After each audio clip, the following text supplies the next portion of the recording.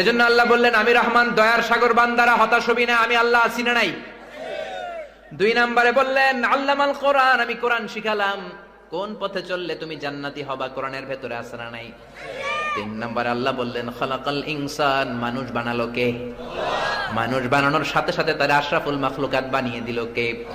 তুমি মাটির আদমকে প্রথম সৃষ্টি করিয়া ঘোষণা করিয়া দিলে শ্রেষ্ঠ বলিয়া, তাই নূরের ফেরেশতা করে আদমকে সেজদা, তাই নূরের ফেরেশতা করে আদমকে সেজদা, সবার চেয়ে দিলে সম্মান মাটির আদমকে। পড়েন আল্লাহ আল্লাহ তুমি জাল্লে জালালুহু, শেষ করা তো যায় না গে তোমার গুণগান। আল্লাহু আকবার। কি রে ভাই, এরকম আওয়াজ হয় কেন?